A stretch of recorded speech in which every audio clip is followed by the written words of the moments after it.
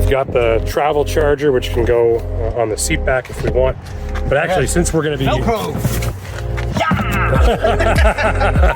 And it works. I would call that recharge mode. Yeah, recharge mode. You're recharging your car. And you're recharging yourself. And you've got this, look at this headrest with the like full mesh. I love this. These have to be like some of the best seats I've seen on this side of a six-figure price tag.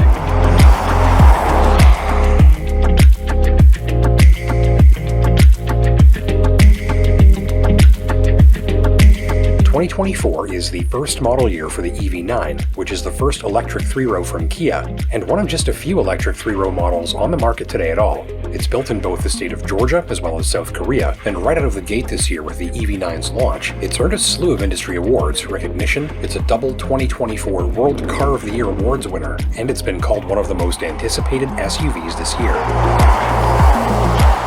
The EV9 range kicks off with the rear-wheel drive EV9 Lite model grade. It runs a 76.1 kilowatt-hour battery driving a single rear electric motor with 215 horsepower and 258 pounds of torque. That's good for a range of 370 kilometers, or about 230 miles at room temperature. All other EV9 models use a larger 99.8 kilowatt-hour pack that's good for 201 horsepower and 258 pounds of torque on the EV9's Wind model grade, which is your best long-range option in the lineup with nearly 500 kilometers, or about 310 miles of range. Models with all-wheel drive like my Tester use that same larger battery pack, but two motors, one in the front and one in the rear, and that's good for 379 horsepower and 516 pounds of torque, and a range of 435 kilometers or 270 miles on the GT line like my Tester, and up to 451 kilometers or 280 miles on other models with all-wheel drive. Why the difference? Well, mostly the GT line's wheels cost it something like 16 kilometers, or about 10 miles on a full charge. With two motors for more traction and more power, look for 0 to 60 in a sports car like 5.2 seconds, without making a peep, and you've got a 5,000-pound towing capacity if you like. Just expect the range to take a fairly major hit if you use a lot of it. Full pricing on your screen, but with rear-wheel drive, pricing starts at 60,000 Canadian. All-wheel drive makes it 65,000, and with the top dog GT line package like my Tester with all the boxes ticked, it's 79,000 Canadian dollars, and if you're considering spoiling yourself with this most top-line version of one of the most highly anticipated electrics this year, well, I don't think you'll have any trouble finding yourself $79,000 worth of car in here. At least that's what me and camera guy James found when we busted out the cameras for our very detailed walkarounds, which I've got coming up for you right now, and buckle up, because there is a lot to cover here. All right, so let's start here around the steering wheel. We've got controls for the cruise control and on-screen menus, which we'll come back to over there on the left. On the right, controls for your media, volume, and so on. We've also got the drive mode and terrain mode buttons down here right on the steering wheel. Interesting touch. We can toggle both of those just by tapping on the buttons, and you'll see the corresponding change up here on the screen to help you keep an eye on everything. So drive modes, Eco, Normal, Sport, and a custom setting called My Drive. And for terrain modes here, we've got snow, mud, and sand. Otherwise, just use one of the drive modes. That'll cancel the terrain mode out. I like normal in my case. On-screen menus right here in the middle, so we can tap this button here on the steering wheel to change the context in that menu, and then just roll up and down here on this little dial to change the displayed information. And again, we've got that digital climate control console over there in the middle of the screen, but again blocked by the rim of the steering wheel here, as you can see. Can go over here and press that to expand the climate control menu out this way if I like, and then minimize that back down if I want. Still interesting that they've chosen to put that there where it's blocked partially from view instead of maybe down here or something where there's a little bit more space. So this is the button here that we press to turn the car on and off, right? So if I press that, you're gonna see this all powered down.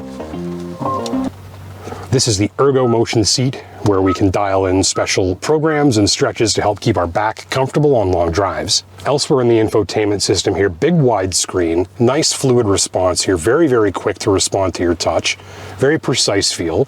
I'll get you right up close in there for a look at the graphics. You can see nice and sharp, nice mitigation of the glare on that screen.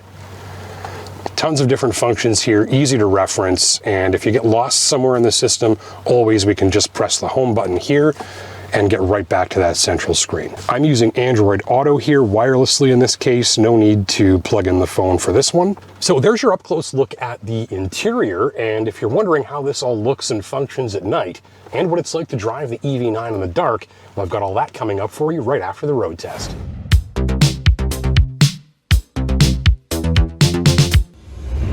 My test drive of every vehicle I've ever shown you a video of starts and ends with a 4-hour highway drive between Central Ontario and Sudbury, Ontario, about 450 kilometers north. From that experience, I can tell you this is an excellent long-haul cruiser, with overall ride quality and control over sound and vibrations being key strengths. And if you're an in-market shopper considering one of these, I think you'll find this to be the most important part of the video.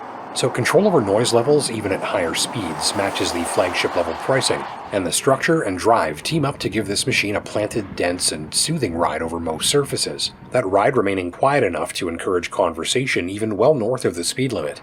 Rougher pavement and more coarsely textured road surfaces can coax out extra noise, but for the most part, and especially on smooth roads, I would tell you there's discernible value in the feel of the EV9 moving down the road. It's highly fitting of its price tag. Same goes for the seats. My driver's seat was the first in ages I wished I could bring with me from car to car. The synthetic leather is buttery, the mesh headrests are comfortable, and make a very unique styling touch I've never seen before. The power adjustments are quick, precise, and high-end, and even the seat motors are very quiet, a convincingly premium touch, for a seat that my finely tuned back found extremely comfortable. In fact, camera guy James and I spent so much time exploring the EV9's 3 seating rows and this life-changing driver's seat that we turned it into its own video. So if you're watching on YouTube, you'll find a link to that video in the description below, and don't forget to hit the like and subscribe buttons while you're down there. Add in the flowing forward dash and touchscreen interface, drive modes on the steering wheel, and voice command for just about everything else, and you've got a great place to sit back, socialize, unwind, and relax on the open road. Rougher road surfaces can come across harshly from the driver's seat, with the 21-inch wheels on my tester being partly to thank. But even with the suspension taking a beating, the overall ride remains relatively unfazed, and there's virtually no clicking or rattling to speak of, thanks in no small part to the EV9's ultra-stiff structure. The steering lacks much meaningful feedback, but click the EV9 into sport mode and you get a heavied-up, more precise feel that helps enthusiast drivers appreciate the low center of gravity and handling benefits it enables. Given the size and height of this machine, there's plenty of confidence for winding back roads and highway exit ramps, without much fuss at all. In its more laid-back drive modes, the steering is light and lazy while also feeling nicely tuned against the softness of the suspension. It's a good feel for the overall character of the EV9 and helps drivers treat themselves and their passengers to a smoother drive. Same goes for the safety systems, with lane keeping and radar cruise functions responding consistently, smoothly, and always with calculated precision. After 1,500 kilometers of driving, I didn't notice any false alarms or abrupt corrections, so I think drivers can expect these assist features to work almost invisibly in the background to help smooth out their driving and reduce their workload. The one-pedal driving and regenerative braking do the same. You can see we've got these paddles here on the back of the steering wheel. Little tricky to get the camera to focus there, they're kind of small. We can see a plus on this one and a minus on this one. When we click those, we are changing the level of regenerative braking that we want, that you can see down there on the instrument cluster. We've got level 1, 2, 3, and iPedal Max. And that gives us a few different modes to control the one-pedal drive and regenerative braking experience from the EV9 and dial it in to exactly the way you like.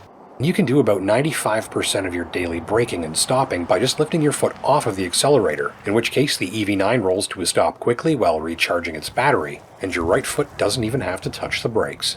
But that throttle pedal is even more fun. Stand on it and you'll be off the line in a hilarious hurry with traction to spare. My tester shot up to highway speed like a bullet train. No noise, no shifting, no vibration. Though I will say full throttle punches much harder off the line than it does for passing and merging.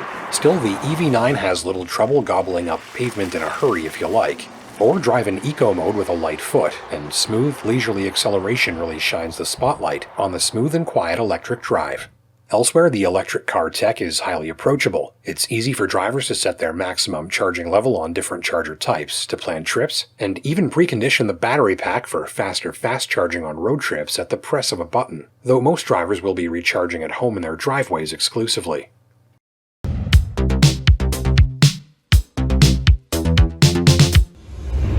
Now let's see what you can expect driving the EV9 after dark. The lighting signature is pretty unique and unmistakable, with dynamic and expressive use of LED light pipes, multi-LED projectors, and the backlit grille patterning that looks like something straight out of a sci-fi blockbuster. There's a modern, digitized, pixelized-looking character to the face after dark as a result, and the high-mounted tail lamps with their circuitry-inspired shapes are no less engaging. Inside, the widescreen dash takes center stage when the sun goes down, and I appreciated the relatively simple and minimal instrument panel display theme, which helps reduce the light pollution making its way to my eyes. The central screen dims nicely after dark, meaning there's little need to readjust it, and the backlit emblem on the steering wheel is a pretty swanky touch too. Add in clean and tidy text and a good helping of LED backlighting to set off the various surfaces, and the stage is set to take in those powerful LED headlamps from behind a modern, informative digital dash that's not too cluttered or overwhelming to read in the dark. The headlights tick just about all the boxes you'd expect at this price point. Precise beam cutoff, fantastic engagement of faraway reflectors, and an automatic high beam system that's consistent, on the ball, and which I found to always be polite to other motorists on my watch, without the need to take over control manually. Still on the most winding roads and ramps, I did find myself wishing for some steerable projectors. On Sudbury's Highway 69 with its enhanced road lines and reflectors for early warning of wildlife, the engagement of the high beams proved a very solid asset, with strong light far away and reflectors shining back to me from far up corners on the road. On divided highways at sundown, there's powerful peripheral illumination into tree lines and rock cuts near the roadside too. And if that was a good demonstration of what to expect from your new Kia EV9 on your first nighttime drive, then please leave me a like if you're watching on YouTube and let me know where you're watching from. From Sudbury, Ontario, I'm Justin Pritchard, and we'll see you in the next video.